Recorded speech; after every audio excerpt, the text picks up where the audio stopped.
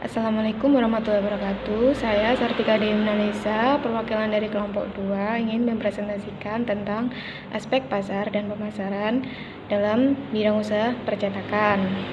Anggota kelompok kami yang pertama yaitu Muhammad Maksun Al-Imam, yang kedua Silvia Hayuni, yang ketiga Masito Ainur-Rofi, yang keempat Ainur Nur Fauzia, yang kelima Intan Dwi Permatasari, dan yang terakhir saya sendiri Sartika Dewi Nalisa.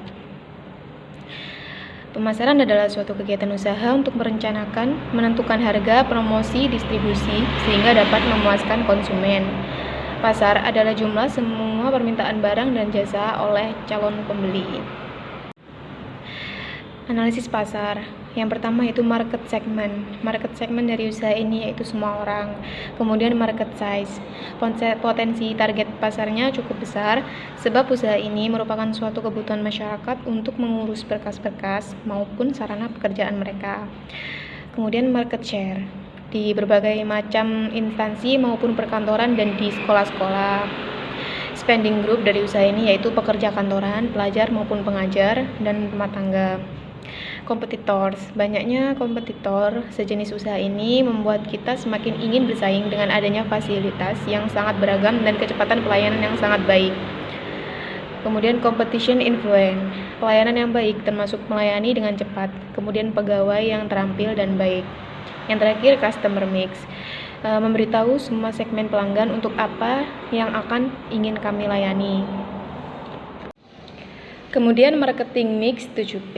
Yang pertama yaitu produk, melengkapi berbagai macam barang yang akan dijual, mulai dari buku, pensil, penggaris, dan lain sebagainya yang sejenis ATM, alat tulis menulis.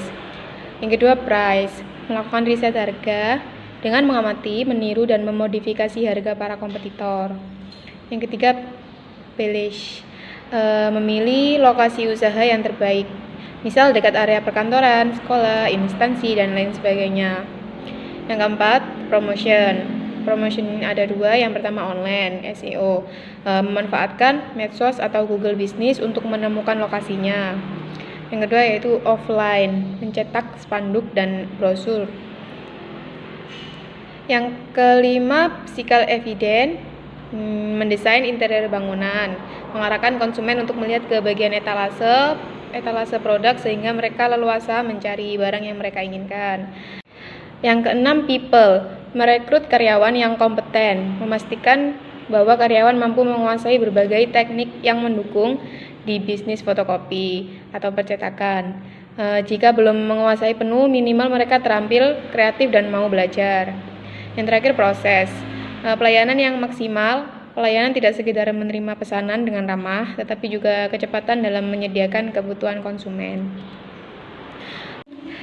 Analisis pemasaran. Analisis pemasaran ada 3. Yang pertama yaitu segmentation. Segmentation terdiri dari segmentasi geografis. Lokasi yang cocok untuk tempat usaha fotokopi yaitu di pinggir jalan raya, terutama akses untuk jangkauan pelajar maupun pengajar, SMA, instansi, dan dekat dengan pemukiman penduduk. Kemudian segmentasi demografis. Usaha fotokopi ini dibutuhkan oleh semua kalangan dari tua sampai muda, kalangan atas bawah, hampir di semua daerah membutuhkan usaha fotokopi. Kemudian segmentasi psikografis, usaha fotokopi ini tidak memandang orang berdasarkan kelas sosial, gaya hidup, maupun kepribadian seseorang. Semua kalangan yang membutuhkan jasa fotokopi bisa menjadi konsumen pada usaha kami. Kemudian analisis pemasaran targeting. Yang pertama itu pelajar, karena pelajar sangat membutuhkan usaha fotokopi untuk menyalin dokumen, print dokumen, scan dokumen, laminating, dan membeli perlengkapan sekolah yang dibutuhkan. Yang kedua yaitu karyawan. Dengan dekatnya lokasi tempat usaha dengan perkantoran memungkinkan para karyawan yang membutuhkan jasa fotokopi ini dengan mudah mendapatkan pelayanan. Kemudian masyarakat sekitar, selain pelajar dan karyawan atau karyawan kantoran atau instansi, bisnis percetakan dapat melayani konsumen seperti masyarakat sekitar.